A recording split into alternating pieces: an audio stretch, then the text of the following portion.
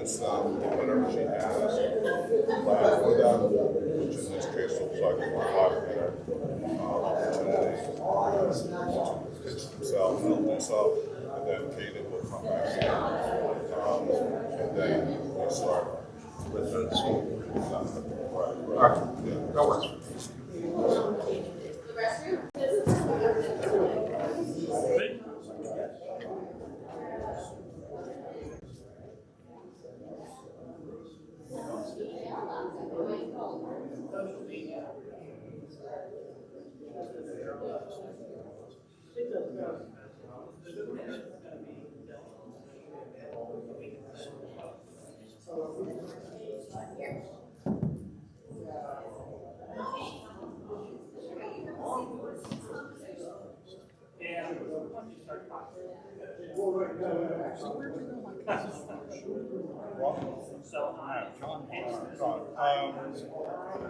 I'm 75. Oh, yes. Right. So, wait. No, what's a call? No, okay. I think that's that could have been another cousin. Is there a couple?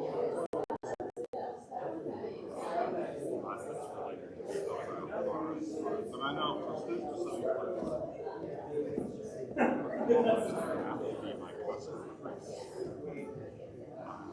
Because my cousin Morty John was born in 1950.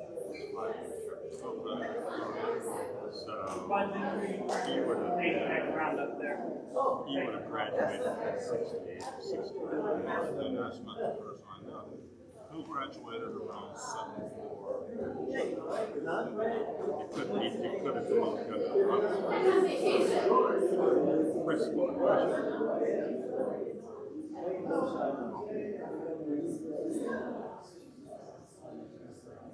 or it could have been something else. But generally speaking, when the name is spelled the same, chances are that's so I mean, there's a Mara family, unrelated Mara family that lives on Quaker. Okay, about half a mile from where I live. Where do you live? I live on Maryland. Go up Glen almost until you get to the road that cuts off to the right. When you go over the crest of the hill, you go down, there's a road that cuts off to the right. That's Maryland.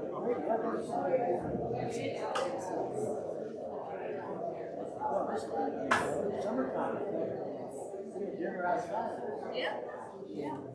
Gotta take advantage of it. Well, good luck to them. The same to you.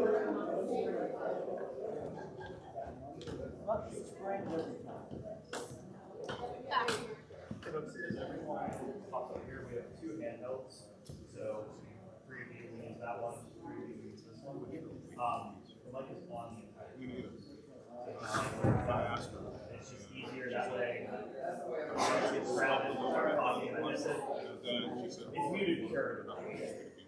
I didn't want to just turn it on and have it live. So they'll be live. We need to name everybody that's on. Yeah, there you go. There you go. There's all these participants. Make a card. That's exactly right. I asked that question and I couldn't see the value. Yes. Brock has. Yeah. I was watching the Senate hearings the other day, and they had a digital display of what's going on, telling each of the speakers at one time. Well, I'm sure they obeyed that. Oh, yeah. I bet that would have been that is an interesting thing to go through. Give us just about. not in a hearing, but I'm lobbying. But they usually have a green and a yellow. So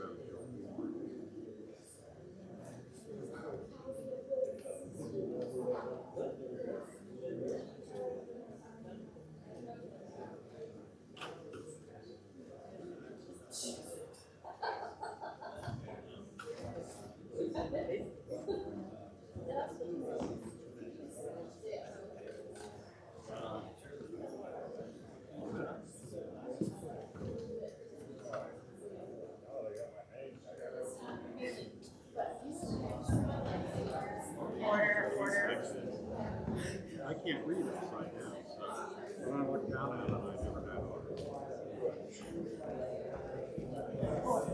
Water here. right on. Let's say it again. Oh, there's no phone. I was just outside. We have a lot of people. In fact, Betty and Michael. Yes. Yeah, they moved the tree along. You should have made the stop. They're nice. They're nice. 16 cents a print color, Very nice. penny to print black. The sign says stop, the sign says go. Yeah. Stop. There it is. You know what I mean? Why hold it out? It's just a great place to live, honestly. Likewise.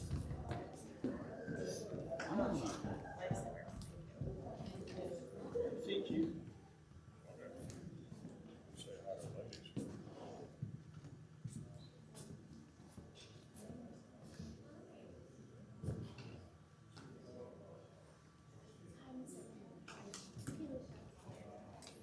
Nice to meet you.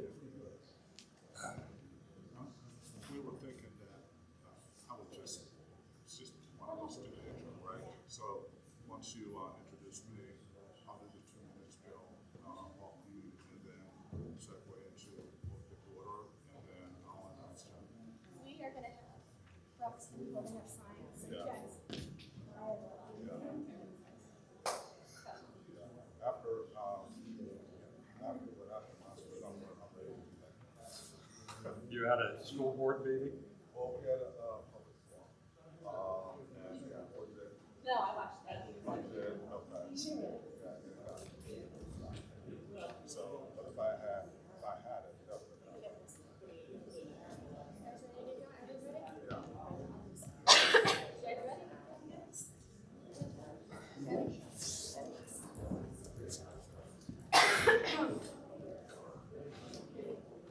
Good evening, everybody.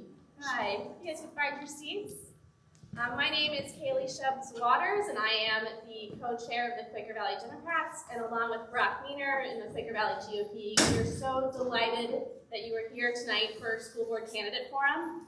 I'm very glad, and one of the things I love most about our community is that we can come together despite being on different sides of the aisle for what is good and what is best for our children and our community. So thank you so much for being here tonight. We really appreciate it, and we hope this is the first of many bipartisan activities moving forward.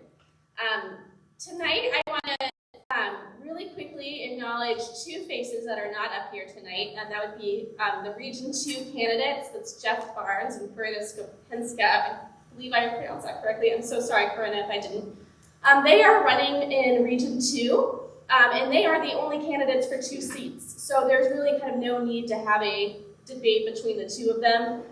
Each one is endorsed by the QV GOP and the QV Democrats. So I think they are excellent candidates for your consideration, no matter your political persuasion. So we are first going to get started tonight with our 2 candidates for Magisterial District Justice.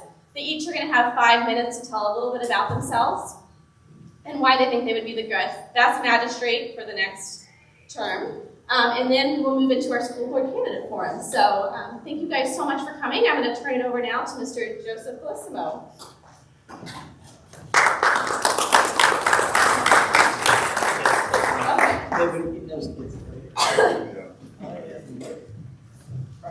Hello, my name is Joseph Bellissimo, and I'm running for District Magistrate in Franklin Park in the Quaker Valley School District. Let me start off by introducing myself. Joseph Bellissimo. I graduated from Robert Morris in 1981. I got out of college and worked for the FBI. I worked for them for 4 years. I worked for the Department of Defense, Department of Energy, and then I finished up my career 21 years with the United States Postal Inspection Service. I retired 11 years ago. When I worked for the Inspection Service, I worked narcotics for 10 years and 11 years in child exploitation. So, I have a wife. I've lived lived in Franklin Park for 26 years, and I have 2 daughters. So how does my background prepare me for a role as a district justice? Well, during that time, I've interviewed hundreds of people and became very good at obtaining truth from people, which I believe is very important for a district justice. If you can't obtain the truth for someone, how do you make a fair and reasonable decision? I have a high ethical standard and I'm a dedication to work. I have experience, over those years I've had experience with varied socioeconomic backgrounds. Right now, I don't have a full-time job, which will distract me from the position of district justice. I'll be available for the community. I'll be available to sign warrants for the police officers. I'm looking into having, if I am elected, having night court to accommodate working people and people who cannot make it to court during the day. I'm not a politician, nor am I going to make any promises to you. I learned very young that promises are always broken. Very few are ever kept. What I am going to do is tell you that I will give the job 110%. I will treat everyone equally as they should be. I was well known in the United States Attorney's Office and with quite a few criminal defense attorneys as being fair and equitable to everyone. My number one priority is going to be community safety. That's the number one issue right now. The communities are not safe anymore. And if we think we're living up here and crime is not going to come up here, then we're living on a different reality. My second priority will be to keep our young people out of jail and to get them into programs that will help keep them out of jail. Cases that are brought to me, I will review the evidence presented to me and make a fair decision based on the evidence presented to me. These decisions will be based on the law and evidence presented during that hearing. I will not have any political views or any other things to influence me. I will represent my district with pride and integrity. Let me get back to community safety, which I said will be my first priority. I believe we've drifted away from community safety, which is evident if you watch the news or read the newspapers.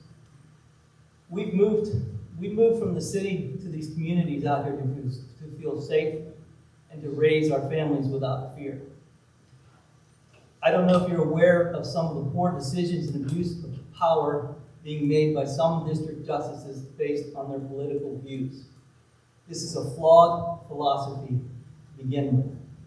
For example, a drug dealer was picked up in the city of Pittsburgh at the bus station carrying 450,000 doses of fentanyl. That's enough to kill a third of the state. He was arrested. He went before the magistrate.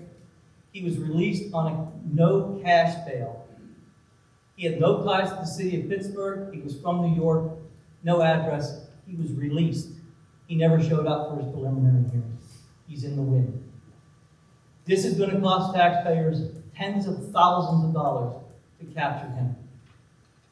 An arrest warrant was issued for him, and it's going to cost us a lot of money to track him down and find him. I did some research. I have it here. There have been 7 drug mules that have come through the city of Pittsburgh since February of this year. Each one had over 300 bricks of fentanyl in their possession. A brick, let me explain that to you, 50 bags are in a brick. A bag is 1 dose. So if this person had 300 bricks, we're talking 15,000 doses of fentanyl, which is going to be spread out into the community, the city, and it's going to come out to the suburbs. I work narcotics. It's going to happen. I've seen it firsthand. Okay. All right. Thank you very much.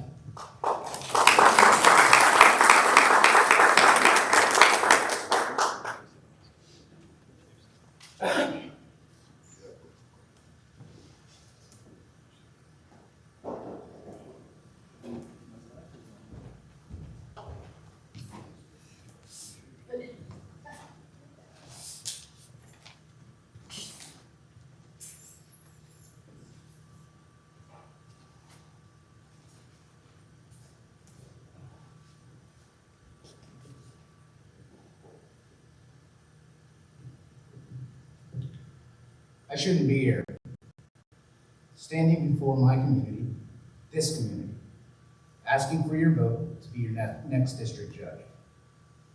To understand why I say this, you have to understand that I was born to a 17-year-old high school dropout and a father who abandoned us in a housing project right outside of Philadelphia before my first birthday.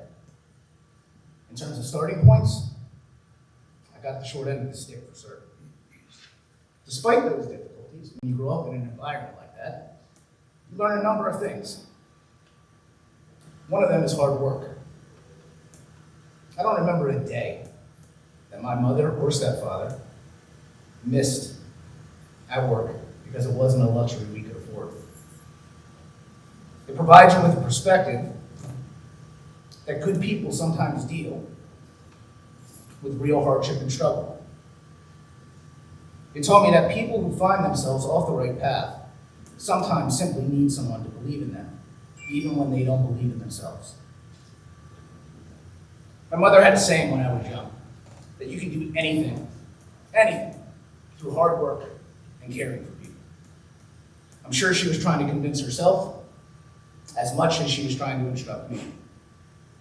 Nonetheless, it stuck with me, and I've lived my life with those words always close. I tell you this story for a couple of reasons. My wife Brandy and I chose this community. We chose to raise our two girls, Sophie, who's in the second row and in 8th grade, and my oldest Evie, who's in high school in this building. We chose this district, we chose this area because of the amazing school district and the reputation of the administrators and teachers in this district. The second reason we moved here is because I wanted a place to raise my family where I knew they would be safe. Please listen to me. I want you to understand this. I will do everything within my power, within my authority as district justice, to keep this community safe. Every morning I wake up in my home in Bell Acres, I am blessed knowing that my kids don't have to deal with the dangers that I grew up with. What does hard work mean to me? Well, hard work means to me, I was the first to graduate high school, my family. I worked 3 jobs to support myself through law school. I dedicated my career to the courtroom, the Constitution, and the people that trusted me with their important legal needs.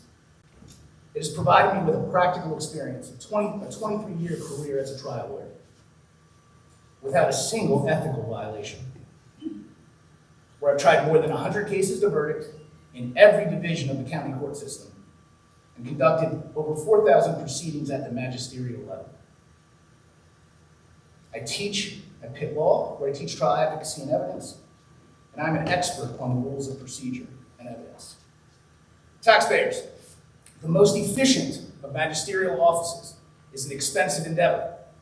That cost multiplies when incorrect legal decisions are made at the initial stage of the district court. The district court hears everything beyond criminal proceedings.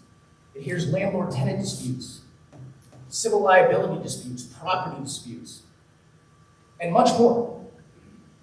The understanding of law for all that a district justice is required to hear and rule upon is significant, and for some like me requires a career-long dedication. All of the matters at the magistrate are important to our community and the neighbors involved. Getting it right the first time not only is cost-effective, but essential to continued confidence of the judiciary. What does caring about people mean to me? Well, it's treating all people with dignity and respect to come before the court. It's creating night court hours here in Quaker Valley, something that I've been promoting since January when I entered the race publicly. It's a creation of free legal clinics throughout the county, creating hundreds of treatment plans for young people dealing with substance abuse to break the cycle of recidivism. It's attending NA meetings with someone who wouldn't have gone otherwise.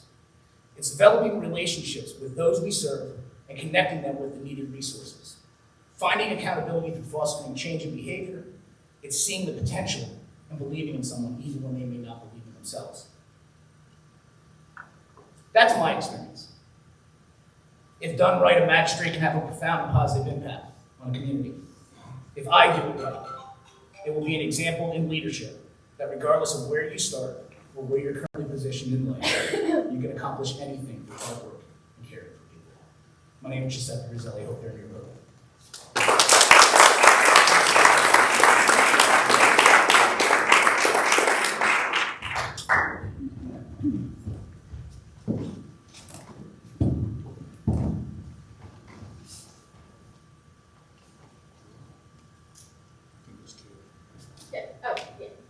Thanks, King. My name is Stratton Nash. I'm a current Quaker Valley School Board member. I was elected a couple years ago. And I want to give some credit here. I want to give credit to Kaylee and Brock for coming together and making sure that this evening took place, giving an opportunity for the board candidates to actually discuss the issues that are most important to this community. I also want to, my fellow moderate, is Jeff Morrow. Just want to thank him for participating in, as well as the candidates. Appreciate your, I didn't have an opportunity to debate in this way, and I can't wait for the next election so I can. So again, thank you for answering the call.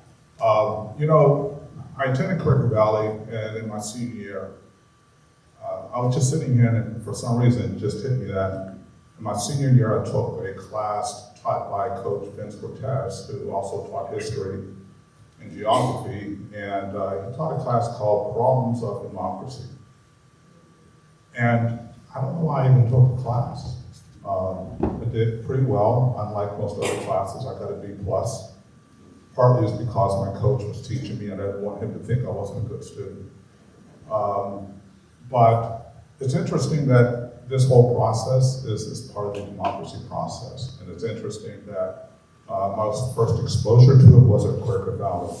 I also want to give credit to both Mr. Bellacino and Mr. Roselli for having the courage to take part and make a difference in your community. So thank you very much. And I also want to take special notice to Giuseppe, who said that you moved to this area because you heard of the excellent job that the Quaker Valley administrators were doing. I don't hear a lot of good news about the board administrators, so I appreciate that very much. Thanks for sharing. So what we're going to do is I'm going to give you the order of tonight's event. So the order will be Region 1, where Gianni Floro and Bill Jasper will respond to questions, followed by Region 3, where we have John English, Missy Walls, Bud Smith, and Jessica Webster. So I'm going to introduce my fellow co-mod, Jeff Morrow, to moderate, and he'll be asking the first question. Opening statement. Oh, yeah. Opening statement. Well, that was my opening statement, actually. So opening statement for the candidates? Yeah. Oh, okay. All right, very well. That's still Jeff's job, though. Jeff, you can't get away. Good evening, everybody. Thank you for coming. So I am going to just, how many minutes do we have for these introductions? 2. I'm going to give each candidate 2 minutes, and we'll start right here, and we'll just go right down the line.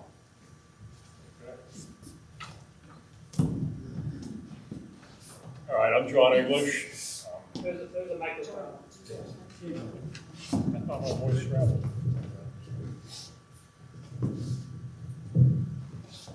I'm John English. All right, excuse me. Just take this one, because this is helpful for this to run. My apologies That's okay. for the mix-up. And Jeff. My wife and I are graduates of Quaker Valley. We've spent a lot of time here on different occasions, and we left the area for a while and came back and got involved. I was the police chief in Edgeworth for 20 years. I was retired as a commander in Florida after 27 and a half years. I have a degree in business administration, bachelor's degree, and I have a 2-year degree in aeronautics, and I'm a graduate of the FBI Academy, and 2 other police academies. And I think that myself and Bud and Bill, I think we bring a unique difference to the school board if we're elected. And that's what I'm hoping to do. Okay, Brock, 1 more minute. I'll turn it over to Bud. Thank you. It is encouraging to be with all these people who really want to do best for Quaker Valley. It is fun being here. Thank you. Why am I running? It's my belief that the strength of a community and the future of that community rests with the education of its young people and with its ability to encourage young people to make the most of their lives. I recognize that the buck stops there with the school board. The school board has the responsibility for that. The school board has the responsibility to ensure that, in fact, education is first class. If the school board is doing its job, we have first-class education. If the school board is not, then it slips to the degree to which the school board doesn't participate. I think that one reason I'm running is I believe my experience as an engineer, as a business person, as a professor at Pitt, will lend me to be able to address the issues that we have here. I think I can be of help. Now, in terms of the issues, I really didn't look into issues until I made the decision to run the first of the year. But since then, I've identified a number of issues that concern me. I'm going to address those, as a matter of fact, as we go along. So thank you very much for having me here. Thank you. All right. Good afternoon or good evening, everyone. Thank you for joining us, and thanks to our moderators as well for hosting this session tonight on a Monday, no less. So I'm going to tell you a little bit about myself. I'm Jessica Webster. I'm a 13-year resident of Sewickley, and much like Giuseppe said, we chose this area when we were looking for a new home to live in, mostly because of the school district and the ability to be part of a community atmosphere. I come to this with about 25 years of experience in education. First as a teacher in special education. I taught social studies. I've worked as an inclusion specialist. I worked as a school administrator, and I ran a school in the city of Pittsburgh before my current role, which is the Senior Family Engagement Specialist for the Pennsylvania Statewide Family Engagement Network. And I'm running for school board for a couple reasons. The first one is because as a parent, I've watched my children and their peers grow and flourish under the loving care of our teachers and administrators. And I want to make sure that that continues and that we continue to capitalize on that and make continuous improvement so that all children in this district have that same experience and all families have the same experience. So as a board member, my commitment is to represent all stakeholders in my region, and that means not walking in with perceived agendas, but rather entering into a position of learning and listening and make sure we're maintaining a student-centered philosophy. So I look forward to talking more as the evening progresses. Thank you. Thank you, Jessica. Next will be Missy Walls. Hi, everyone. I'm Missy Walls, as Stratton just said. I am honored to be here tonight, and I look forward to hearing from my fellow candidates as we discuss important issues about the school district tonight. And you'll hear more about my positions on those issues, obviously, as we get into the evening. I'm running for school board because I believe I can support our community in a meaningful and impactful way on the school board. Right now, I'd like to take this opportunity, though, to tell you a little bit about myself and my professional and personal qualifications for school board. I grew up in this community, and I graduated from Quaker Valley in 1981. While I was here at Quaker Valley, I played several varsity sports, including basketball, softball, and soccer, and I was eventually inducted into the QV Sports Hall of Fame in 2001. After I graduated from Quaker Valley, I went to Robert Morris University, and I received a basketball scholarship, and I was a 4-year varsity starter there as well. I graduated with a degree in communications, and I was inducted into the RMU Hall of Fame in 1997. After college, my professional career focused on fund development, public relations, and marketing in the in the public nonprofit sector. I was a director of development for a long time for a large social service agency here in Pittsburgh, and I was involved with fiscal and programmatic planning and oversight for the organization. I then changed career paths and went to law school in 2000 and graduated in 2002 from Duquesne University. I practiced law in the area of civil defense litigation, which included complex construction disputes, contractual disputes, employment law, and personal injury litigation. I live in Edgeworth with my wife Laura, who's here in the audience, and our daughter, who's in 4th grade at Edgeworth. These days, does that say stop? I don't have my glasses on. Thank you, Missy. Thank you all. Thank you, Missy. Next will be Region 1 candidate Bill Jasper. Testing. My name is Bill Jasper. I've lived in Leetsdale for over 30 years. My kids have all graduated from QVSD. I've served in leadership roles my whole life, in school, government, and in the private sector, with a large global insurance, management, and employee benefits consulting firm. As a multinational practice leader in the Midwest region, I dealt with many large and mid-sized clients. In Pittsburgh, my clients included Alcoa, PPG, and Westinghouse in their heyday. I never got Heinz, but I tried. Why is this important? My clients were smart in how they managed business risk. My niche was to help manage and finance the risk to their people, physical assets, earning streams, and the conduct of their business all over the world. When they were looking at an acquisition or where to build the next plant or a major office, we engaged loss control engineers to look at the physical hazards, including fire, windstorm, earthquake, and flood. Never in my 30-plus year career did any of my clients knowingly accept the risk of $100 million plus investment in a building located on unstable soils, prone to landslide, especially above a village of people. Yes, that's exactly what we are about to do in QVSD. I hear all the talk at the board meetings about how QVSD is a public entity, we are more responsible than the private sector, and will engineer our way out of the risk.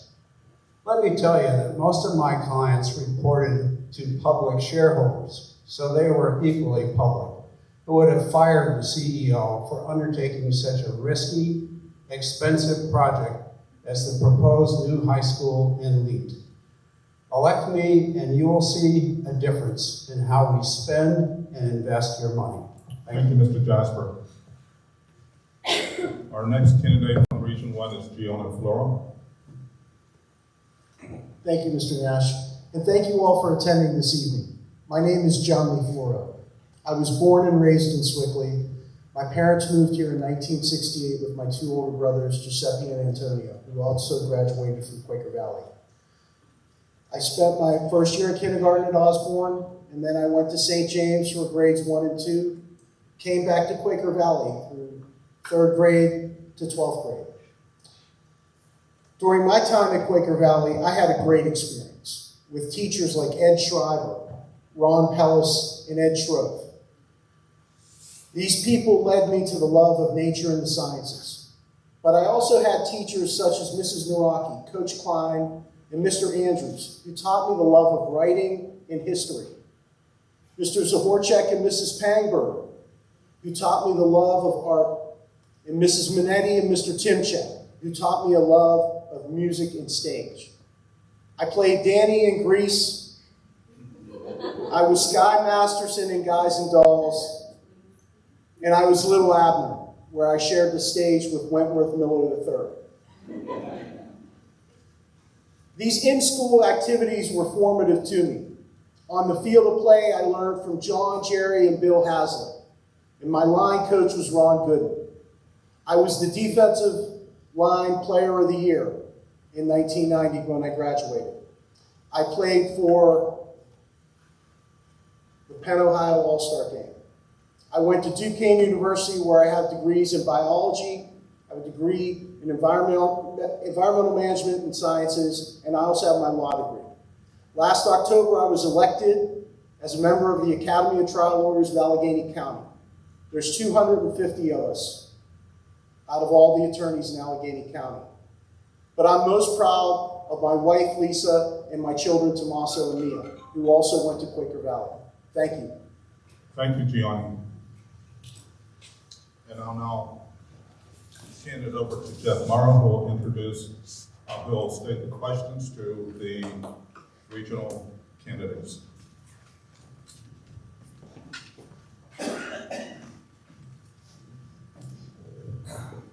Before we start, I'd like to let everyone know that these questions were agreed to by all the candidates. They had the questions in advance. So these are not gotcha sort of questions. These are questions that where answers have been thought about and people have had time to prepare. So I'm going to read the first question, and each candidate has 2 minutes to answer. So the first question is, if you alone have the power to do whatever you want with the plan for a new high school, what would you do and why? And, okay? All right, thank you. So, first of all, I want to say that regardless of what the plan is, we need to make sure as board members that our responsibility is to make sure that we have the right people and the right experts in the room, and that we're vigilant in making sure that we're prepared for any potential changes in our economic landscape, that we have a very strong emergency plan, but that we're working towards the completion of a safe, fiscally responsible, and future-ready building that we can be proud of. But in addition to that, what I would really like to see us embark on is a community needs assessment, because I think that this high school has the potential to better serve the larger community. For example, knowing that childcare is at a premium here in the Quaker Valley community, could we build partnerships where we were able to provide on-site childcare for our staff and community members, and that would also serve to permit interested high school students to gain hands-on experience with young children? Or would there be benefit to adding a senior citizen center to our high school campus that would encourage intergenerational programming, provide mentorship to our adolescent learners, and allow our senior citizens to avail themselves of the resources our district can offer in art, music, fitness, even join a high schooler in a game of chess? I think a needs assessment could prompt some really creative outside-the-box thinking and would lead to some very valuable opportunities for our community at large. Thank you. Mr. English. Well, as I've said on numerous occasions, wherever and whatever we do with a high school, I want it to be safe and affordable. And those are two easy things to, hopefully, to take care of. I am committed, basically, to getting our students a high-quality high school that they deserve. And I believe we need to cut the marketing and lobbying budget, which is extensive, I think, and use the money to bring in an independent firm that can give us some really good advice and some information on where this high school should be. We believe that the high school can be, like I said, safe, affordable, and faster than what has already been put on the table. And I think that that's important. But getting more information is even more important. We need to have good independent firm that can come in and give us some solid advice. That's where I'll leave that. Ms. Walls?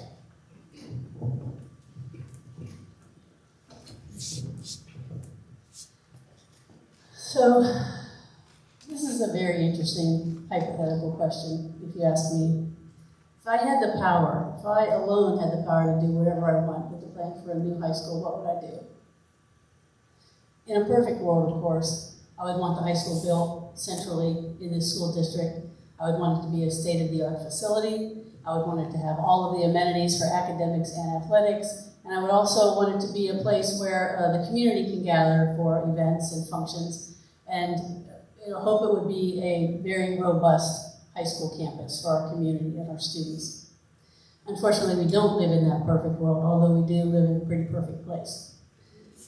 So before I did anything, I would take a look at what's already been done, and I would realize that there have been a lot of studies by independent organizations and professionals and contractors, such as geotechnical engineers, building engineers, architects, and other consultants, financial consultants, and financial planning consultants, have all been engaged on this project. So I would definitely go back through that information with a fine-tooth comb. I would look to see where there maybe could be changes made or improvements made, and go from there and build from that plan, because it's going to be very expensive to go backwards. We need to keep moving forward. So I would want the plan to keep moving forward, and I would certainly build on what's already occurred in this school district over the last 10, 15, 20 years. I would ask questions like, have the appropriate experts provided their professional input and opinions about the viability and safety and stability of the proposed location? Has student and building safety been sufficiently addressed? How will project costs and taxes be contained? And does the district have the resources to fund the project and meet ongoing operating expenses? Thank you. Mr. Smith? Now, this is a great question. I've thought a lot about this. I would, in terms of approaching this, I would draw on my engineering experience. I'm a graduate engineer. I owned an engineering firm for a number of years. But I would also put a lot of faith in the community. So what I would do, I would raise about $25,000, identify a competent engineering firm who has not worked on this program, have them assess the possibilities, the costs of building on the current site. I would then take that information and the information we have on the site on the hill, and I would do everything in my power to have a referendum. Because I really have faith that if the voters see what the options are, what the costs are, and the opportunities are, I have every faith that they would make the right choice. And to me, that right choice is to very simply build on the site that we have. That's what I got. Mr. Jasper? Yeah, I would do exactly what I urged the school board to do last spring, and it echoes Bud's recommendation. I would ask a qualified engineering consulting firm to do a schematic along with estimated pricing for a new high school here. I would conduct a referendum allowing taxpayers to choose Plan A, which is the more risky, more expensive option in LEAP, or what I call Plan B and described in my handout, the redevelopment of this site. If you remember in 2018, 5 years ago, KVS leadership at the time promised us a referendum, then reneged on that promise. I want to fulfill that promise. Please understand, no happy talk about safety, risk mitigation, or risk emergency plans will eliminate the risk of landslide to 25 homes immediately below the site. The kids in cars or in buses traversing a steep, curvy road that is particularly treacherous in winter. The kids at a remote or difficult to access site that is up to a mile further to reach by first responders, and the potential environmental damage to a protected watershed.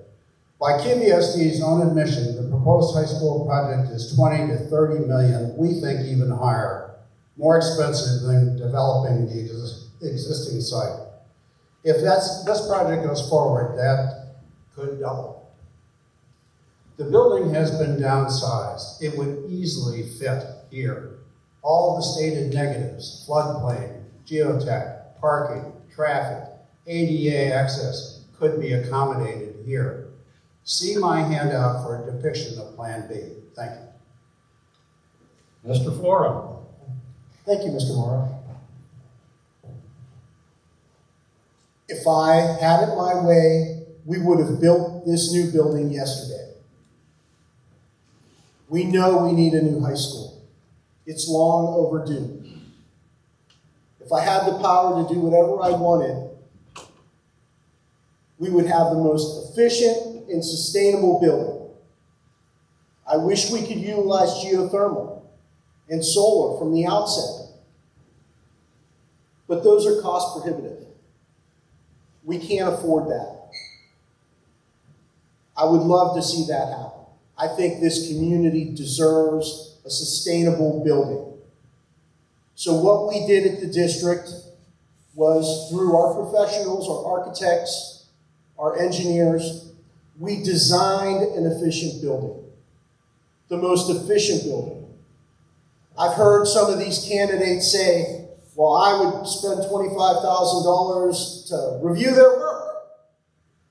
No one's pointed out any problems with the work that our engineers have conducted. I haven't heard architects criticize the work that they've conducted. Fortunately, the administration has recommended the district undertake to hire the best, and we did that. And the firms that we've hired, they're amazing. Our architects have delivered a wonderful building, an efficient building, and a sustainable building. We on the school board, which I've served on for 21 years, have delivered what we've promised. And that is a good building at a good location. And all this talk about the road being dangerous, people travel it every day, and I don't see these dangers and chickens falling out of the sky. I am now going to turn it over to Mr. Nash. I want to thank the candidates for their answers.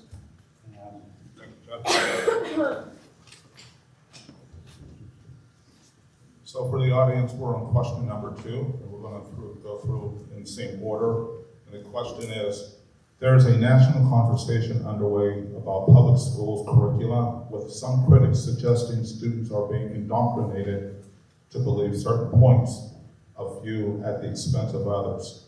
So the question is, do you think, candidates, do you think this type of indoctrination occurring here at Quaker Valley, do you think this type of indoctrination occurring here at Quaker Valley, and if so, how would you address this issue as a board member? So we'll start with Mr. Jasper. Thank you. 2 years ago, a neighbor told me his kids had been asked to pick their pronouns. At the start of the school year, a month or so later, I asked QVSD why the fact checker process used for resource materials in the school libraries did not include parental input, and I got no answer. The new director of the Swickley Library did not return my call or answer my email query requesting a meeting to gain a better understanding of the library's relationship with QVSD, the resources utilized by K-12 students, and the library QVSD policy governing access to sexually explicit or gender issues. The online library catalog includes 10 listings when I searched for gender identity. Truthfully, I expected more. I also reviewed the library and school district websites and can find no published policies on student access to materials that some parents would consider objectionable and or not appropriate based on age or maturity of their children. All I know for certain is we get 17% of our revenues from the federal and state governments. That usually comes with strings. There is a national so-called DEI, meaning diversity, equity, and inclusion agenda being pushed, including a push to have biological males in girls' sports and locker rooms. I'm told by a friend on the Boone School Board to expect a demand from the Allegheny Intermediate Unit, probably after the election, requiring QVSD to develop a policy on this issue. I am a strong believer in parental rights. After I'm elected, if I find there is an issue with DEI in QV, I will convene all interested parents, obtain a consensus, and draft a policy. Thank you, Mr. Jasper. For the board. Mr. Floro? Right now, I'm speaking as a current involved Quaker Valley parent. Our schools do not indoctrinate.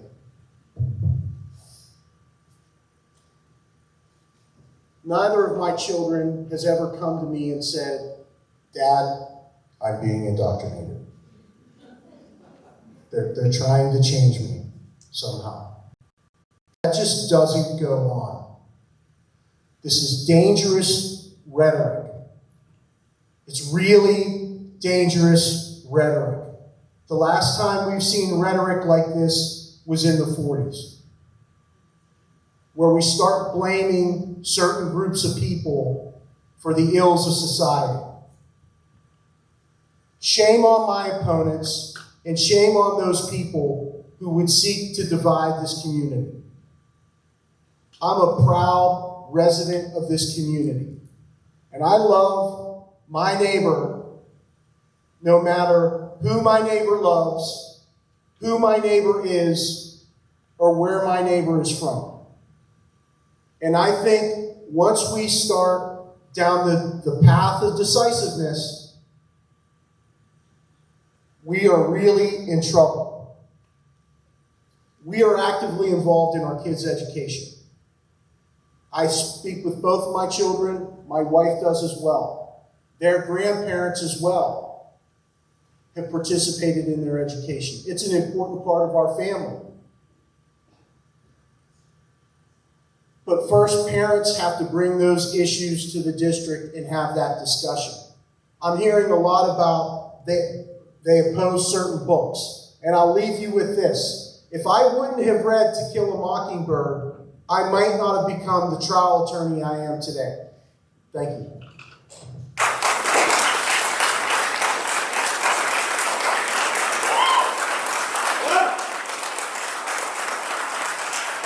Thank you, Mr. Floro. Next will be Regent Priest John English.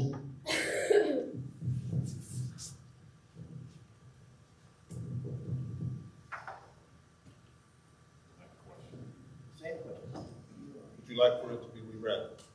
We're on question 2? Yes. Okay. Well, not to sound too dangerous, but when I'm on the school board and a situation might come up where someone complains about possible indoctrination or something like bullying, we're going to look into these complaints and we'll take care of the problem and hopefully eliminate the problem. As most of you know, my wife and I are raising our youngest granddaughter, Lily. She's in the 7th grade, and I want to make sure that she is free from indoctrination and bullying. And that's part of what we're supposed to do on the school board. I know just recently I received several phone calls about bullying in the schools. And I discussed it with the principal, and the problem is over and over again that nobody wants to give the first-hand information. And hopefully we can help people to open up and eliminate these problems on both of them. So that's pretty much what I have as far as the school board and what we need to do. And it's pretty simple.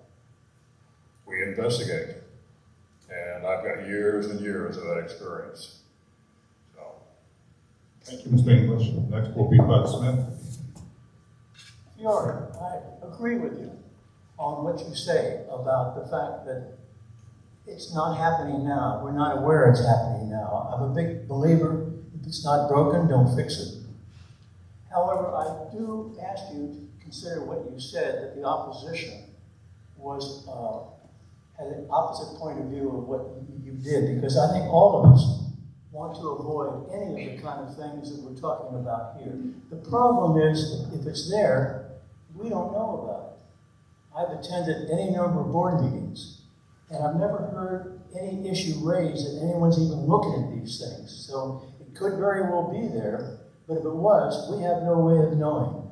But having said that, until we have something to act on, there's no point to simply accuse or pretend, because we have more things to do than that. Thank you, Mr. Smith. Ms. Walls.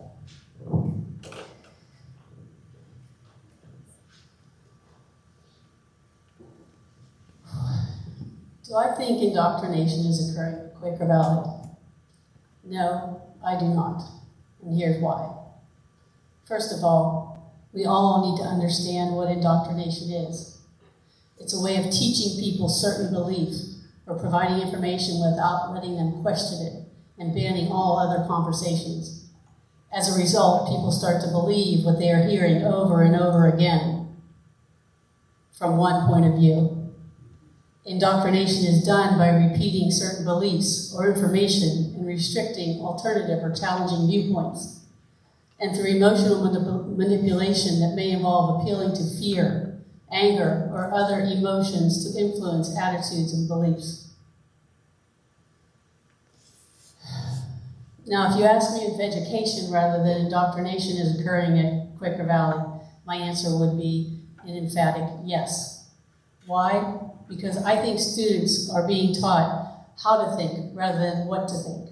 I think students can have a constructive dialogue with their teachers and question what they are being taught if they believe or think differently about something. I think students can and are encouraged to look at alternative viewpoints. And I think that if you start to ban certain conversations, ideas, textbooks, or library books, this would open the doors to indoctrination to begin taking hold. Thank you.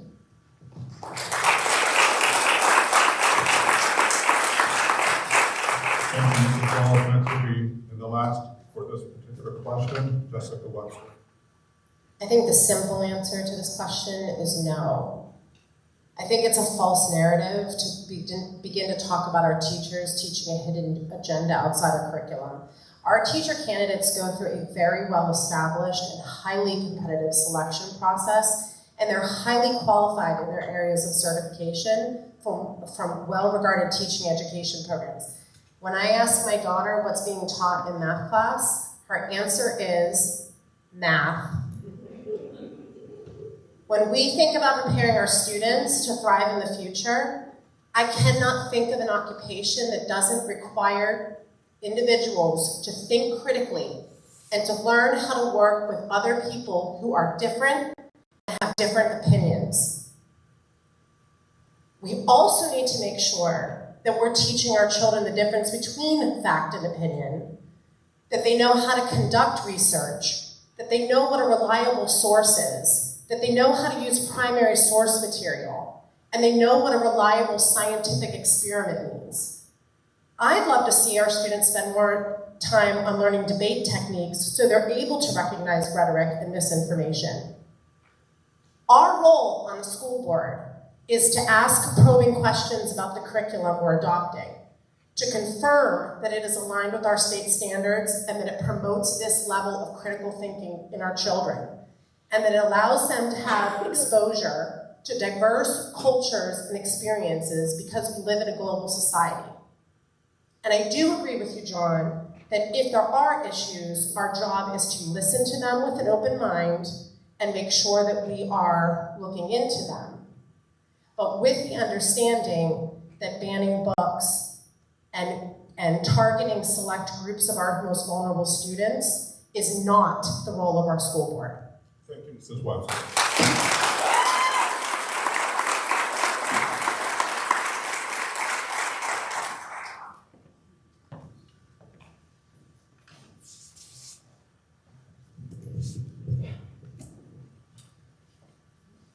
Our third question is, what is your assessment of QVSD's academic performance, and how do we improve its state rankings?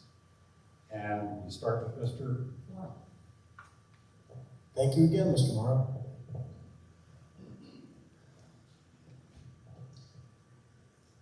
We are one of the top school districts in the Commonwealth of Pennsylvania, period. I put our program against any other program in this Commonwealth. They compare us to schools like Mount Lebanon, Upper St. Clair, Peters Township, Hampton. These are much larger school districts who have economy of scale on their side. We are a small school district. We're a small fish swimming in a big pond. And I know what I say is true because I got to speak at commencement last year. And I can tell you where every one of my former players is going to college, what trade school they're in, what their career path is. Be it in the military, overseas in different services. I'm so proud of the work that we do in this district because I see its success year in and year out. And I've seen that success for 21 years serving this school board as a volunteer. And it's one of my most patriotic duties is to volunteer for my community and see that happen. Can we improve it? We can always improve it.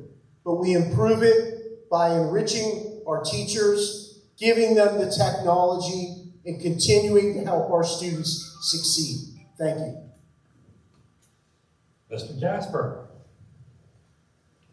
Thank you. I've looked at our curriculum, especially what we offer in the high school. I like the learning process described in the model curriculum for PA library programs. Surprise, surprise. I like the fact that we supplement core offerings with courses such as argument, communications and rhetoric, mass communications and society, economic theory and financial literacy, government and politics, and especially ethics and science, especially after our inept handling of the pandemic. All of these deal with real-world issues and skills. However, I also see some holes, principally in the curriculum's lack of focus on how we fit into the world and provide leadership in a global setting. I would like to help fill those holes. School rankings, especially trends over time, serve as a useful tool, but I doubt they tell the whole story. I think it's better to focus and measure how we are meeting the needs of our customers, that is, our parents and their kids. If we're not already doing it, I would urge us to conduct periodic satisfaction surveys of parents, students, exit interviews with parents leaving the school district, regular meetings with regional employers and college admissions officers, and get their input. What looks good on paper needs to be verified. I want to see how the wisdom contained in our curriculum gets conveyed to our students. I have the unfortunate part of not being on the inside, so I don't know what's going on. I need to be on the inside to find out.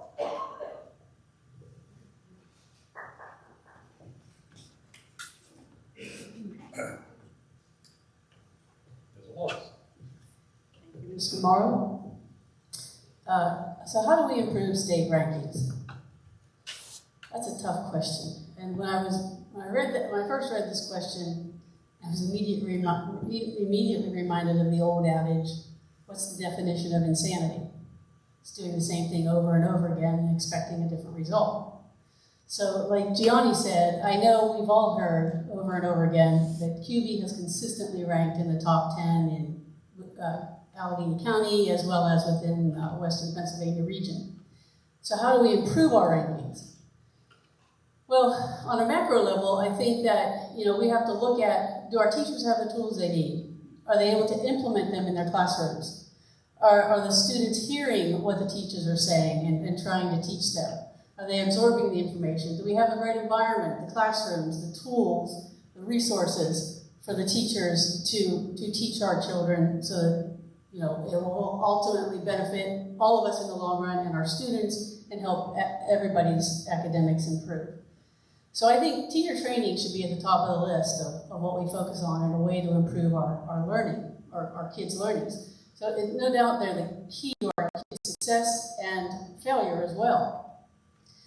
But they must have access to the current educational tools and be able to implement them into their classrooms.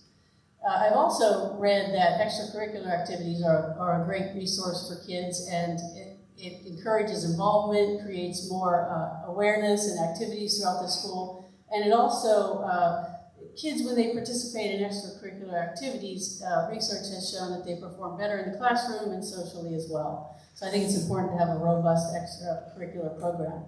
But no matter what we do on a macro or micro level within the school, you can't be successful unless you're tracking what you're implementing and assessing what you've implemented to make sure it's meeting our goals.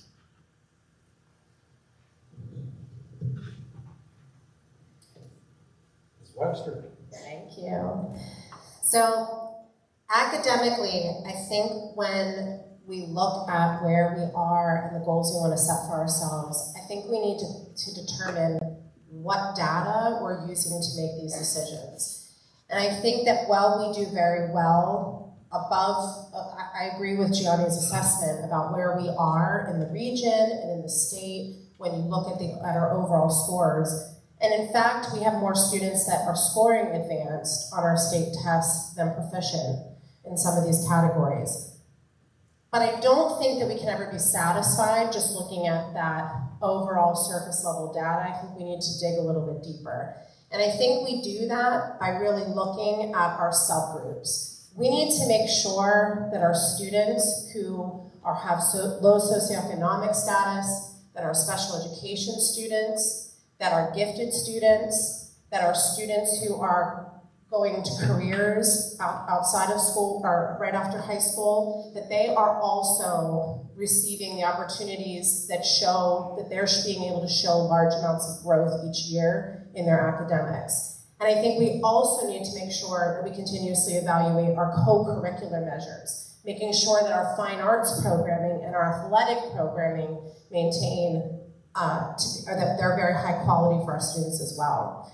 And lastly, I agree with Bill that we need to make sure that we're also collecting that qualitative data that tells us how prepared students are when they leave Quaker Valley for the next level, that we're listening to colleges and universities and employers to say, what do you need for our kids to be ready? And that we are talking to parents to find out about their experience here. And I think when we look at it, then you get a full holistic picture of where we are as a district. We're doing great, but there's always room for improvement.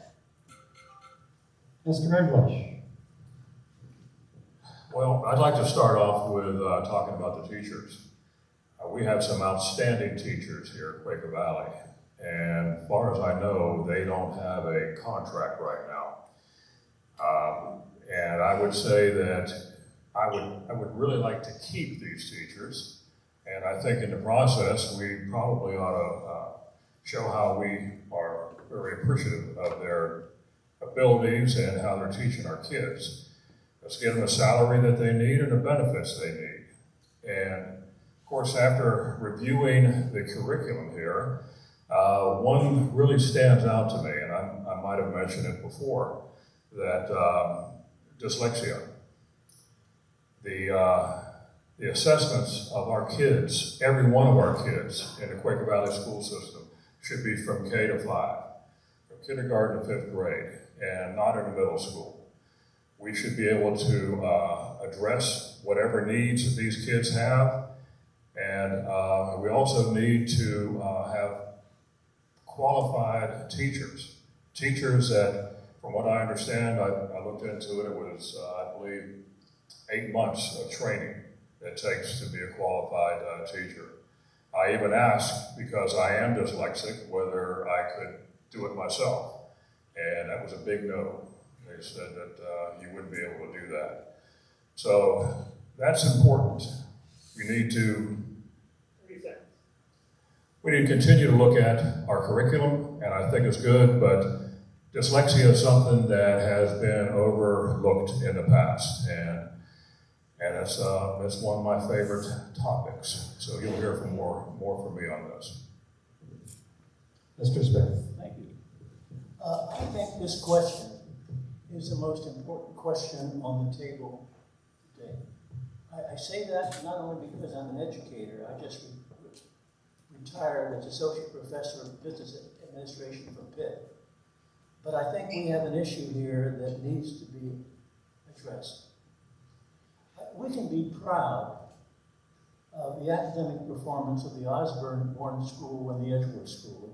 They consistently, in the Commonwealth, in the Department of Education, they rank in the top 3%, 4% consistently. The middle school the same way. The middle school consistently is in the top 4%, 5%.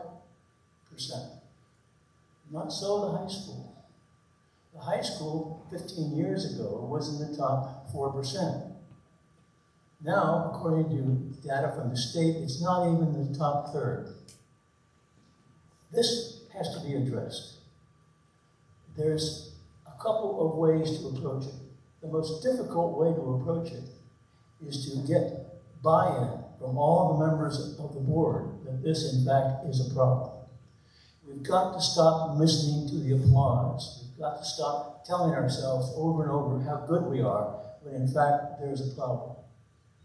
Secondly, we've got to dig in to the high school and find out specifically what's happening there. I don't have the slightest idea what's happening, but we can find out. As an educator, I know I can find out. And third, and this is very important, we've got to involve the parents, the teachers, even the students in trying to be sure we beef this up and return to the excellence we had in the past. Thank you. Thank you, Mr. Smith. We'll start out with question number 4, and that is, what are the top needs and existential threats to our school district, and how do you propose the school district can increase its statewide ranking? I'm sorry? Just the first part. Just the first part. You repeat. I see, okay. Not the second part of that question. Gotcha. Okay, what are the top needs and existential threats to our school district? And I'll start with Jessica Webster. Thank you. I have two, and I think they're actually highly correlated. The first one is, I think we need to continue our quest to really make sure we're supporting the mental health of our students in our community. I think as board members, we need to be listening very closely to our educators to hear what they're seeing day to day, and asking questions from experts about what helps combat these downward trends in mental health and wellness, and how to best support our students. I think it means taking a more creative approach than merely increasing our social work and counseling staff. I think that's a great first step, but I also think we can do better. I think we need to look at our school data, continuously monitoring it, and then really look at the research that shows that students who participate in co-curricular activities and enrichment activities have better mental health outcomes, even into adulthood. We need to make sure that we're doing more to get our kids off devices and into these recreational and artistic pursuits, and that means making a better investment in students and programs, not just iPads and screen time. But the second thing, which I think is highly correlated, is making sure we're monitoring our school culture and climate. I think one of the biggest existential threats that's facing our community since COVID is a larger sense of isolation and this feeling of the fracturing of a larger community. And I think we need to be very vigilant in responding to exclusion and intolerance and bullying in our schools. And we need to make sure that we are not targeting specific groups of children and sending messages that something is wrong with them, because their parents have a certain job, or they're wearing a certain type of clothing, or they're not in specific programs in our schools. And I think our schools do attempt to address those things, but I think that takes a larger community-wide conversation. Thank you, Mrs. Webster. Missy Walls? Thank you. I really believe that one of the top, if not the top need is to build the high school. And you've heard some things tonight about why we shouldn't build where it is. Bud even just talked about, why are our high school students not doing well academically? Well, I think this school is terrible. I think it's dreary. I think it's dull. I think students, just don't thrive in this environment. And we do need a state-of-the-art school, and I think that in and of itself will help improve academic performance. I think that there are some threats, though, to building the new school out there, and we've heard some of those tonight and reasons why people don't think the school should be built up there. I think that's taking away from getting the school built, and it's creating fear out there in the community and skepticism that maybe the school board hasn't done its due diligence. Well, they have, and I really, really don't see how you could take this location here that's 15 acres maybe, build a school here. To me, that's like taking someone with a size 10 shoe and trying to put it into a size 5.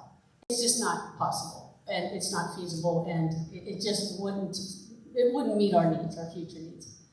I also believe that we need to confront and resolve the divisive rhetoric concerning book bans, critical race theory, and indoctrination that not too long ago was more of a national political issue. However, now it's starting to creep into our local politics and our school boards. While discussions of critical race and indoctrination conjure up all sorts of thoughts and emotions on both sides of the proverbial coin, there are not now, nor have there ever been, a part of this curriculum at Quaker Valley. However, calling for books to be banned is definitely a potential threat. What this means is that parents do not want their children to have the freedom to think and learn for themselves, or to seek to understand different points of view. Thank you, Mrs. Thank Walls. you. Mr. Smith? Bud Smith?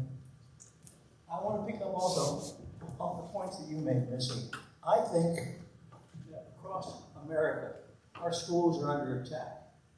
Not any one way, but several ways. We talk about the invasion of the schools, or trying to influence the students on gender and on their race.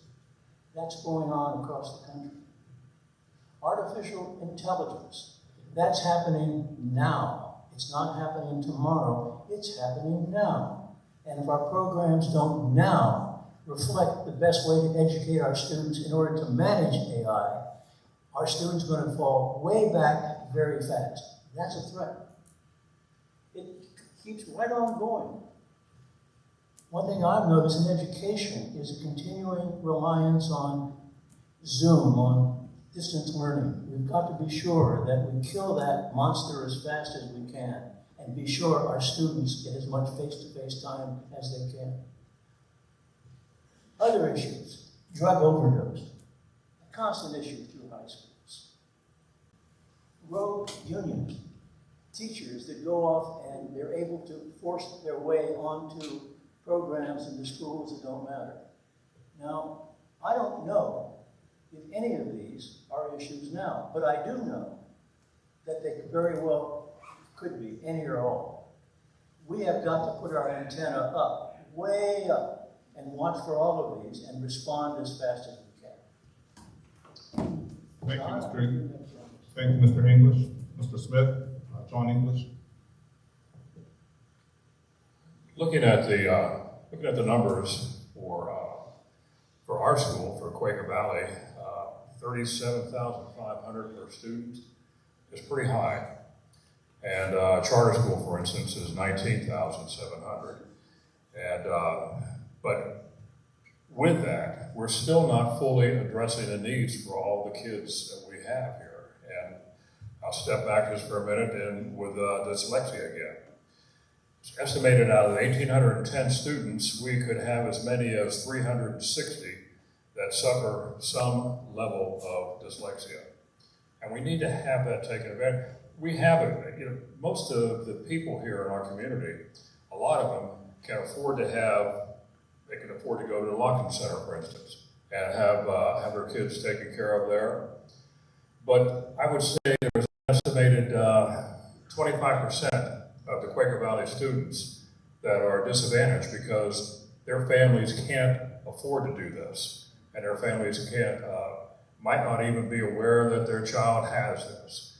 So it's something that we need to look into. This is just one thing out of many that we're looking into. Bud brought up some great problems that we're going to be facing, and especially with again getting back to looking at the curriculum and looking at indoctrination and that type of thing. We can't put up with that, and it can't be. We need to get back to basics again. I tell people that as we're getting back to even talking about the teachers again, we can put our kids on a bench in an old barn, and if we had the right teacher, those kids would excel. And that's just a fact.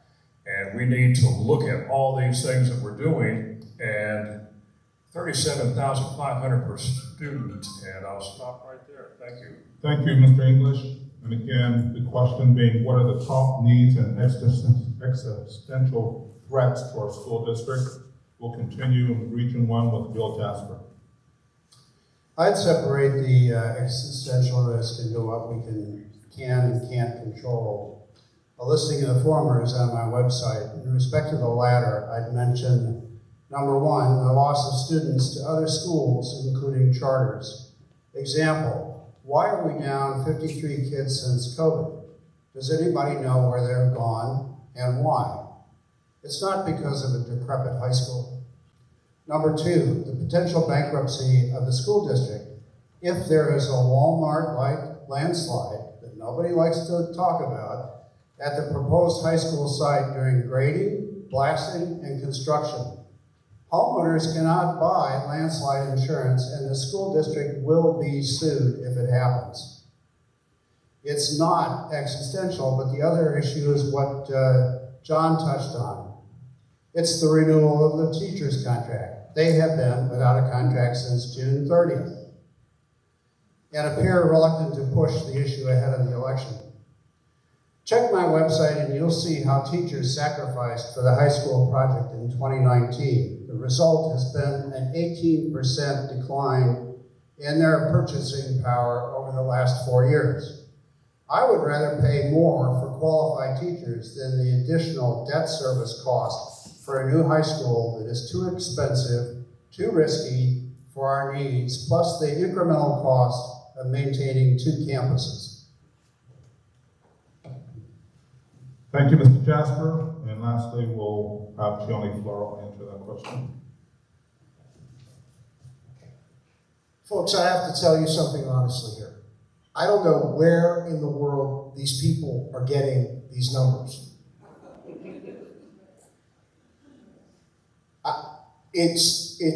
That is a danger. To blindly accept the numbers that I'm hearing here on the stage is scary to me.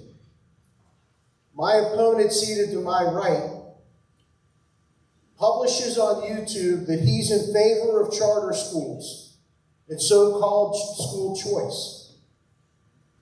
Let me tell you, what happens is that when those students return to Quaker Valley, we spend a great deal of time and money rehabilitating those students who have suffered at charter schools. So one thing we've done at this school district, if you will recall, we are the digital school district back in 2001 when we were the first district in the Commonwealth to become a digital school district, is that we started our own offering.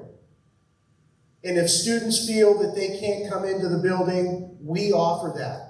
And we monitor those students, and we've had great success with those students who've used the Quaker Valley online modules. And they have succeeded. So the existential threat that I see here besides not being honest with the numbers. So I think we need to be honest with those numbers. But is this divided community that's being created here? That's the threat. Our community's main need in November is to have someone that can bring us together and continue to fight for the community. And I'll be that person. Thank you, Mr. Flora.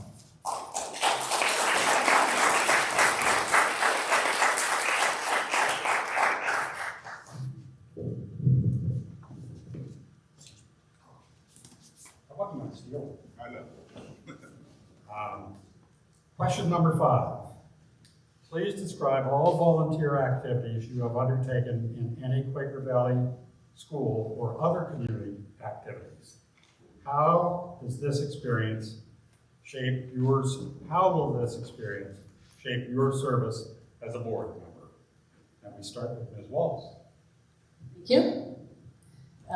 First, I'd like to follow up on what Gianni said and clarify that when kids leave to go to cyber school, Quaker Valley still pays for them to go to that cyber school, so they're still costing us as far as our budget goes, the overall cost per student. Brock, I've noticed I've been running out of time. Are you sure you're giving me 2 minutes here? I promise.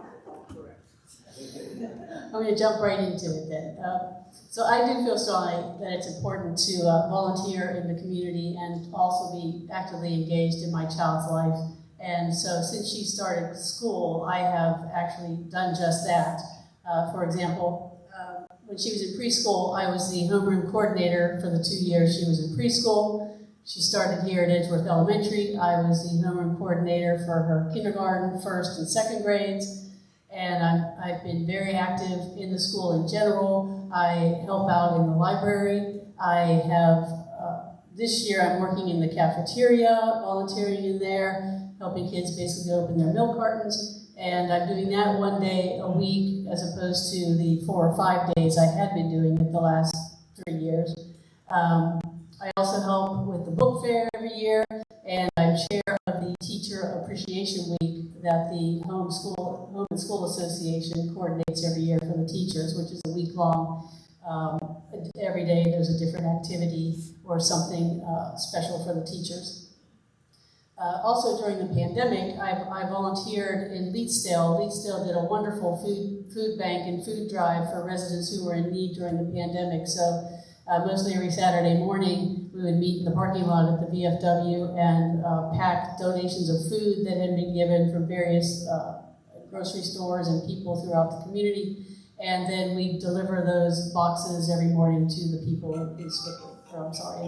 So I firmly believe in volunteering in our community so that you keep aware of what's happening with our children in our community and know what their needs are inside and outside of school.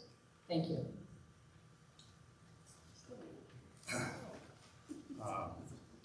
Mr. English. Well, it probably won't surprise anybody with my list of things that I've been involved in. The first one, though, I've been on the board of the Pittsburgh Technical College for over 15 years, and made some really good choices and changes to this school to get them from Technical Institute to a technical college. Secondly, I've been on the executive board of the Western Pennsylvania Chiefs of Police Association, the Pennsylvania Chiefs of Police Association, and with that group I was the president in 2020 and 2021. I'm also very active with the FBI Academy Associates of Western Pennsylvania, and for all 3 groups, our main thing is to do fundraisers so we can get money enough to do some proper training for police officers and take the burden off of the different police departments that might have small budgets. I also did private security and I'm talking about the 20 years I spent here in law enforcement. Private security for Oliver North, Mike Huckabee, and just recently Vice President Pence. And it's I stay involved with this because it's important to make sure that law enforcement throughout this area is well trained, and especially the last one we had, I brought in the president, the chief of police and assistant chief of police from the Parkland, who handled the Parkland school shooting down in Florida. They work for Palm Springs down there. The training was outstanding, and it was very informative to the people that we brought in. Mr. Smith. Thank you. My activity here in the area began as a soccer referee, which I was for about 10, 12 years. Followed that, and I currently am a member of the board of Samaritan Counseling, which is a faith-based counseling service offered here in Squickly. Outside the area, I've been chairman of the PTA of one school district I was in. I've taught high school. I've been on faculty at CMU, and as I mentioned earlier, I just retired from faculty at Pitt. So I've kicked around education a long time. And I will tell you that academic success or failure begins at the very top. In our case, whether we do well begins with the school board, and if we don't do well, that's the responsibility of the school board as well. Ms. Webster. Thank you. I've been involved in volunteer activities within our schools since my children entered kindergarten. I volunteered in classrooms. I volunteer for our school musicals and our marching band events. I support events and fundraisers, a lot of times behind the scenes, and I will continue to do so. I participate in HSA activities as well. At the district level, I've served on our community budget committee when that was in effect, and I participated in focus groups. And most recently, I created the QV Music Parents Network, and the goal of that was to connect families across the district in K through 12 who are passionate about ensuring we maintain a high-quality music education program. Quick plug, if you haven't joined, see me, we'd love to have you join us. A few years ago, my family served as a mentor family for a Syrian family who were refugees as part of the Hello Neighbor program in Pittsburgh. I also participate in a variety of social and networking opportunities. I've joined Youth Connect recently, which helps us all work together as a community to support our youth with resources. And I'm a member of the Remake Learning Network, which is a very well-regarded regional network of creative and innovative people and organizations whose sole purpose is to spark and share best practices and new ideas in education. And I also serve on the regional and state level consortiums for increasing diverse teachers throughout Pennsylvania and in our region. I serve in a leadership capacity for the Steel City Aquatics Board, and I also serve in a leadership capacity on our Summer Swim League. What I've learned from these experiences, it gives you opportunities to learn about the needs and the perspectives of others. I've made a lot of connections, and I've learned so much about the resources and programs, as well as what assets other families have to share back to our school community that can help support our public school system. Mr. Jasper. A few years ago, I was walking my dogs down the hill, and we came across a little small dog tethered out front of a neighbor's home. I met the dog's owner. He was a 92-year-old World War II vet who was living alone, having lost his wife a year earlier. One day, a neighbor found him lying flat on his back in a bathtub where he'd fallen. He remained there for several days, unable to get help. So fast forward until now, I became his POA. I befriended him. We helped, my wife and I, we helped him sell his home, his personal assets, and apply for and move into the Masonic Village. We adopted his dog. We now have 3, all rescues. My wife arranged a bus trip for him and his estranged daughter so that they could bond on a trip to the World War II Memorial in Washington, D.C. They are now very close. He is 94. I manage all of his personal finances. Earlier this year, we moved him from independent living into skilled nursing. We supervise his care and keep him fit as we can. Unfortunately, my business career required me to focus and travel outside of the community. So that's an issue I had. But my family has a strong tradition of volunteer service. My son is an Eagle Scout. Our family has volunteered at World Vision, Pittsburgh Cares, the Light of Life Mission. My 2 children also earned the Congressional Award for Youth, the Gold Medal. It recognized local initiative, service, and achievement. What I do now and have done in the past, both in business and as a community volunteer, honors the spirit of giving back to others, which I value. I would apply the same dedication to Quaker Valley.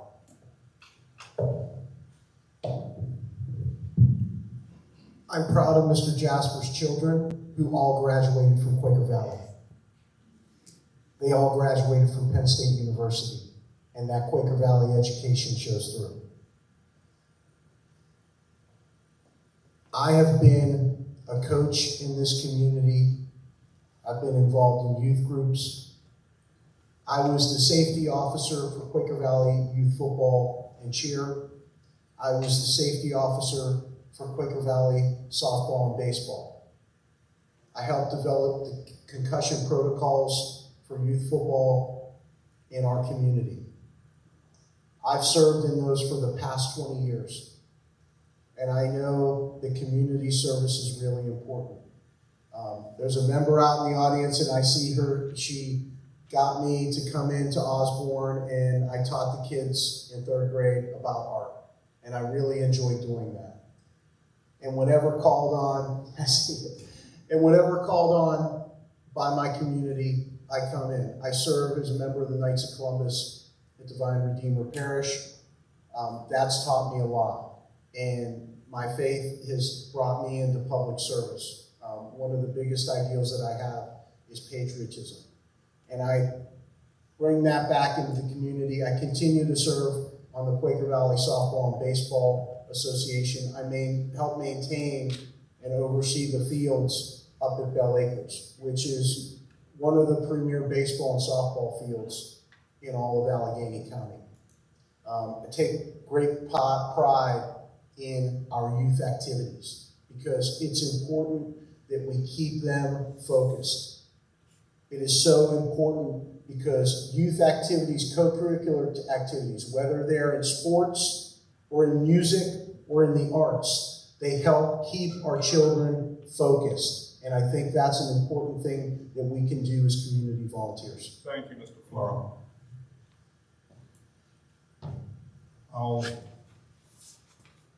With our 6th and final question, I'll pose starting out with Mr. Smith. The question is, some critics argue Quaker Valley spends more per student than many other school districts.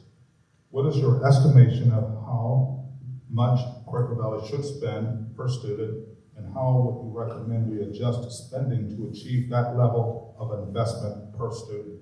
I'll start with Mr. Smith.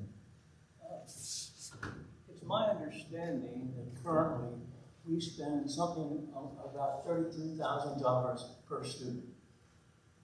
I think that could be lowered. And there's a technique that's used in business. It's called zero-based budgeting. And what that is you start with the expenses that you really have to have. For example, we have to service our debt. And from there, you add back until you get to the level which you feel you should be at.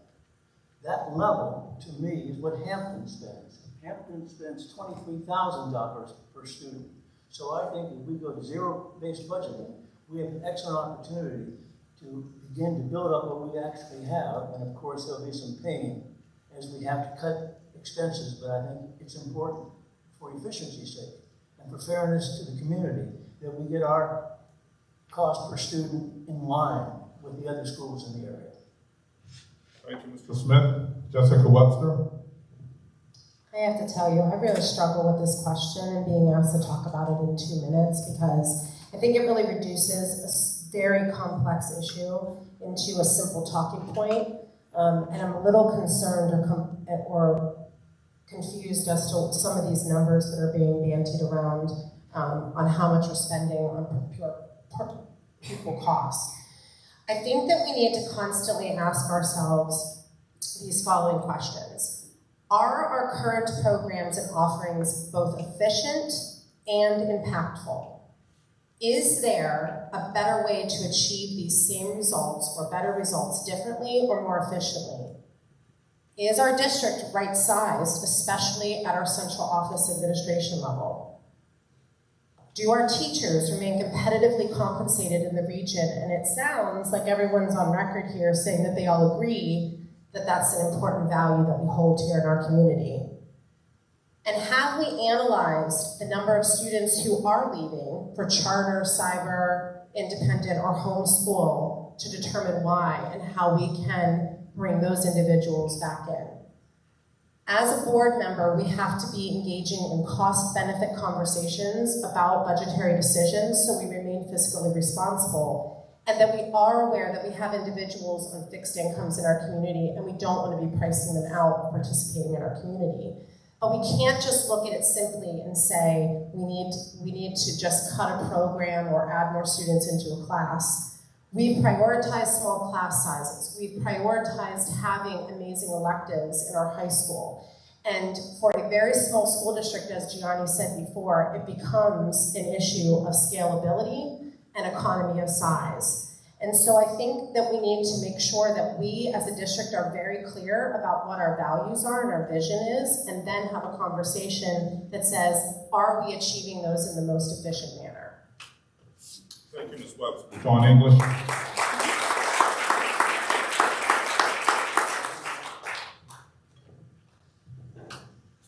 I think one way of finding out why we're spending this much money on kids is to figure out where all the money is going. I'm looking at one figure, $120,000 for lobbying. If this project that is being pushed on the building the school up on the hill, why do we need $120,000 for lobbying? And there's other expenses. I mean, we have a whole crew of people that are trying to convince the Quaker Valley residents that this is a wonderful thing to do. It could be, but we shouldn't have to spend this much money to make sure that everybody believes that this is a done deal, which is not a done deal. And a lot has to be done before we even get started on it. So let's take a look and see where all the money is going and how some of that could be cut. I don't believe we need a lobby, people to do lobbying for this particular project. And all the other incidentals that are coming up with that. So take a look at where the money's going, how much money is going for to convince everybody in Quaker Valley that this is a wonderful thing to do. We might be able to back off on some of it. Thank you, Mr. English. Mrs. Walls. Thank you. Once again, in the interest of brevity and not getting cut off, I'm going to start by saying I agree with Jessica and I incorporate everything she said into my answer. But also that, you know, we have to realize that the majority of costs spent per student is for teacher salaries. And we all agree that teachers are critical to the school. We have some of the best around. We best and the brightest, and we want to keep them, and we do keep our teachers for long periods of time. You know, up until a few years ago, there were still some teachers here from when I went to school and graduated in 1981. Okay, maybe not a few years ago, but not that long ago. So our teachers stay here, which means each year their salaries keep going up.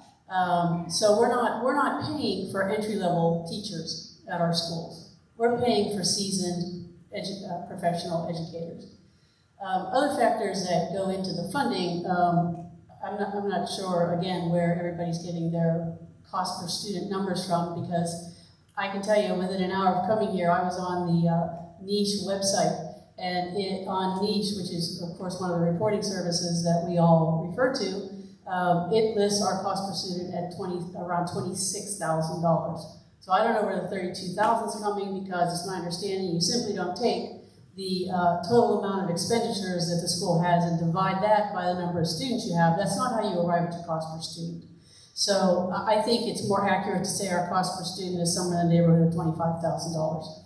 Again, that's along the lines of our cohorts in the area, the school districts Gianni mentioned earlier, Pine Ridgeland, Upper St. Clair, Mount Lebanon. So, if you ask me what's my estimation of what our cost per student should be, and my answer is whatever it takes to get the quality education we want. On the one hand, we're talking about academic excellence and improving our rankings, but you can't get there without spending what you need to spend to do that. Thank you, Mrs. Walls. Bill Jasper.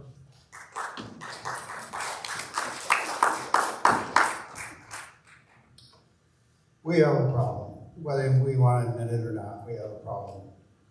Our published financial information, however, provides little opportunity for detailed analysis. My instinct is we're top-heavy on administrative costs. That's usually where businesses find too much expense. But it's not possible until I get on the inside to confirm my suspicion. A better question might be to ask, are we spending on the right things? Example, why would we purposely undertake a high school project that is admittedly more expensive and possibly catastrophic to our finances?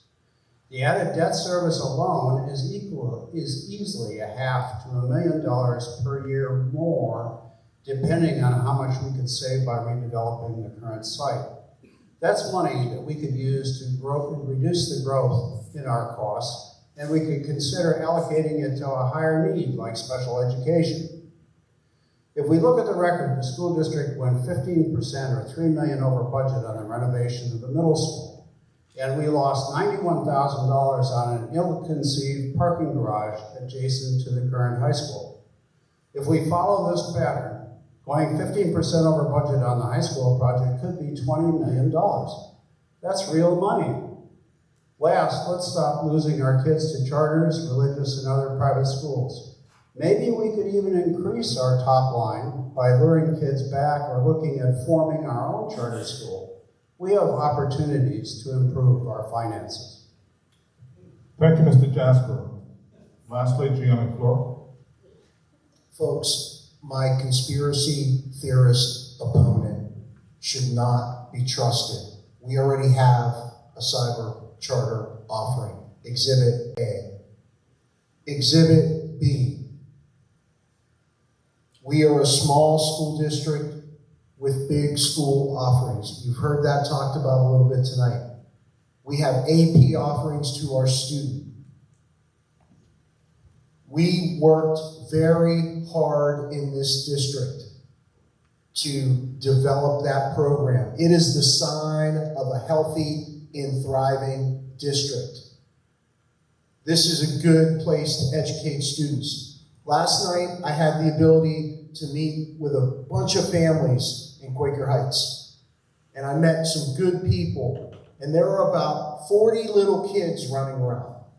And I told them the same thing I'm about to tell you. That validates my work that I've spent past 21 years on, is seeing young couples come into this community for this school district. We have a robust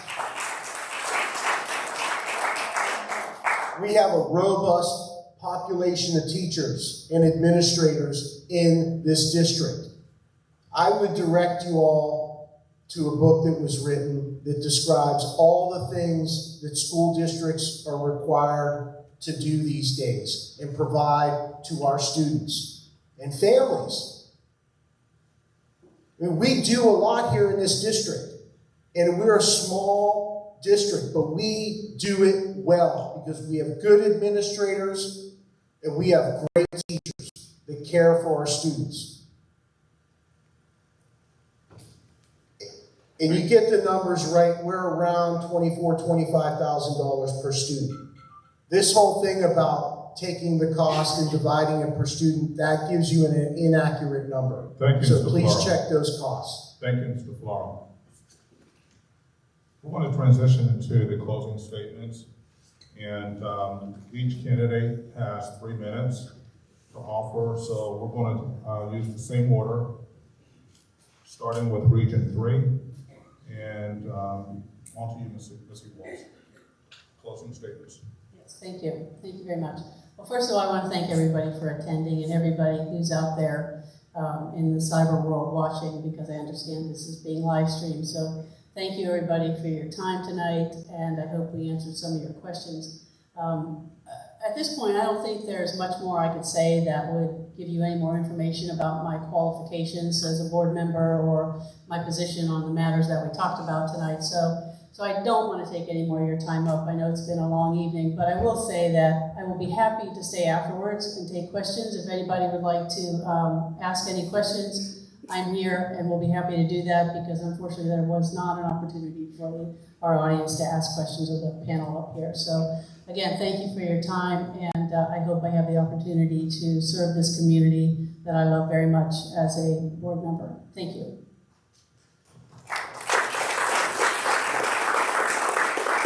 Thank you, Ms. Walls. Jessica Webster. Thanks. Look, I think that we need to decide as a community what kind of community that we want to be moving into the future. Do we want to be a welcoming, inclusive community that values public education? Do we want to be confident that we have representatives on our board who can both identify and understand educational systems and are willing to listen to experts and families to build real solutions to the real challenges that lie ahead and maintaining a student focus? And incidentally, John, I agree with you about dyslexia. I do have my master's in literacy education, so I'm your girl for that. I think we need to talk about what we think is best for our future, our educators, our families, and our children. I have a track record in education and in my personal life that demonstrates my openness to listening and learning from others and staying curious. I'm not afraid to admit when I don't know something, but I'm always willing to ask and learn. I have also stayed true to my core belief that all means all, that inclusion is important. I've built programs in schools to include students more fully. I've designed programs where students can shine and thrive, not just academically, but through plenty of cool enrichment opportunities. I believe that students deserve the best opportunities to feel engaged and to thrive, including our students who will enter the workforce right out of high school. And I also have a record of not being satisfied with the status quo. I'm always challenging myself. I've challenged my staff, my students, my own children who find it exhausting, to always strive to do better and keep learning. These are my core values and beliefs that I will bring to this community as a member of the school board, not just for my own children, but for all our children. And if these values and beliefs resonate with you, I truly hope you will consider voting for me in November. Thank you. Thank you, Mrs. Webster. John English. Well, I appreciate Missy and Jessica, because I've gotten to know them through this process, and I believe that they're very sincere in what they want to do. I also am very sincere in what I think needs to be done on the school board. I think that I bring something to the board that they've never had before. And as I've said many times, the biggest thing for me right now is security. For the buildings that we have, for our kids, and I want to make sure that the buildings that we have right now are secure. I've got a very strong interest in that, considering that my little girl is in 7th grade, and I promised her that she will stay in Quaker Valley because she loves Quaker Valley. So I want her to stay there, and I want to make sure that I'm on the school board. And as Kurt has pointed out in the past, that I'm no Rhodes Scholar, but I have a lot of common sense, and I have the ability to get things done, which I've done in my career down in South Florida. I retired as a commander there, and I've done here in Edgeworth as a chief. And with all the boards that I've been on, and they elected me the president of the PA Chiefs, and then after that, I was the chairman of the group. So there's a lot of things get done when we're, when we're willing to do it, when we want to do it. And that's what I want to do. I want to make sure that I'm a different voice on the school board, and safety is going to be first. I'll leave it at that. Thank you, Mr. English. Bud Smith. In this room today, there are 4 individuals who will be on the school board next year, 4 of the 9. I'm not, except for you, Nash, I'm not sure who the 4 are. The fact is, 4 of us will be on the school board, which means those 4 will probably have the influence to make something happen. Obviously, I'd like to be one of the 4, but it's more important that these 4, that we all understand the points I'm about to make. First of all, we've got to get this high school issue behind us. It's eating us alive. People take odd sides on this thing. It keeps popping up. I prefer the location of the current high school, but regardless, we've got to get this issue done and behind us because there's a larger challenge in education. The primary function of the school board is to be the voice, the backstop on education. We have some education issues, we have some education threats, and I want to see the school board move itself, spend more time on education, more transparency in education, and involve the community on education. Thank you. Thank you, Mr. Smith. Next, Jimmy Crow. Thank you, Mr. Nash. Folks, I couldn't agree more that we need to focus on education. But as the chairman of the facilities committee, I gotta tell you, I can't keep this building together much longer. This building's falling apart. There's a point where it becomes malfeasance. We've got real issues in this building with environmental controls in the front of the building. We cannot renovate this building, and this site is not a site for a building that's going to last another 100 years. This talk about building a building behind here is folly. It's dangerous. You ask any of the bus drivers out there, they have a tough time circumnavigating this building as it is. We've paid people good money to design and develop a wonderful product in Lee Township. It's safe, it's efficient, and it's the most sustainable building we can afford. And I won't tolerate these continual attacks by my opponent, who came into our last board meeting accusing the present board of fraud and misfeasance. We are completely transparent with the numbers, the educational numbers, the finances. He's taken every effort to drive a wedge in this community. It's uncalled for, and I'm calling him on it now. Because Mr. Jasper, you need to be honest, and you need to show up to our meetings and go over the finances with us, like I've been doing for the past 20 years.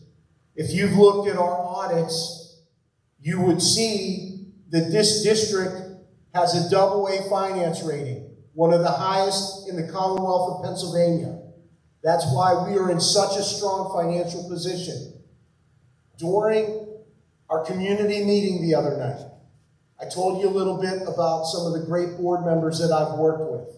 One of which was, I'm going to mention his name again, Tom Patton, because we really take great efforts to structure our finances for this moment now, to be able to build a new building. We've made great effort at this. I keep hearing these attacks on the school district, on the school board, but I put this district up against any district in the Commonwealth for its financial responsibility, its efficiency, and the ultimate product, which are wonderful students that graduate from Quaker Valley School District. Thank you. Thank you, Mr. Flora.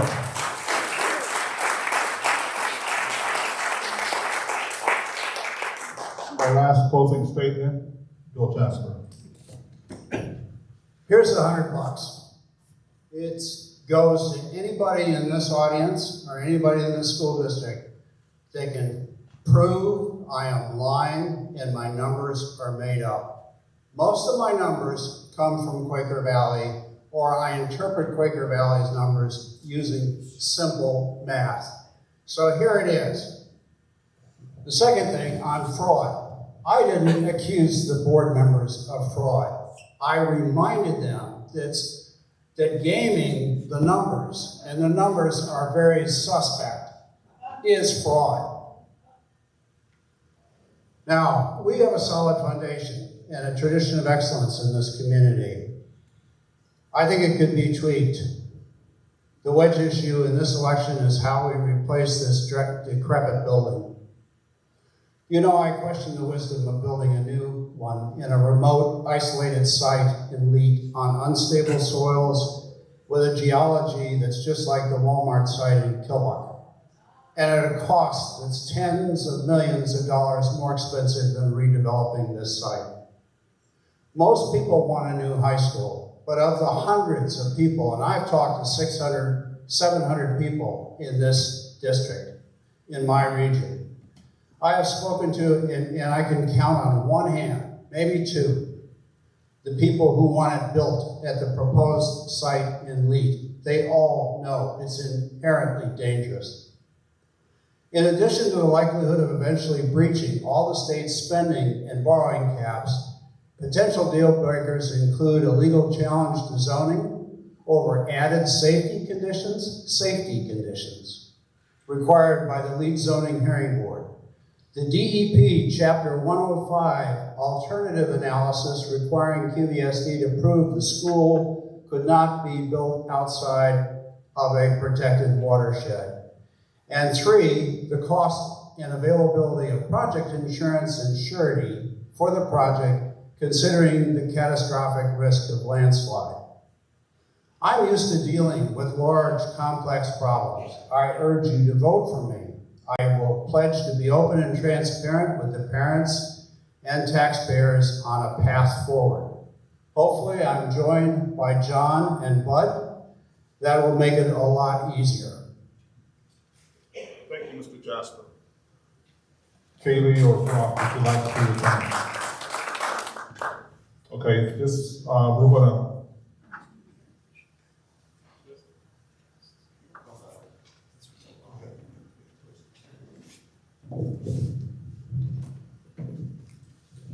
We would like to thank both all the panelists and all of the guests for taking a Monday night, spending a couple of hours to hear the candidates and listen to what they have to say lightly and respectfully. Thank you all very, very much.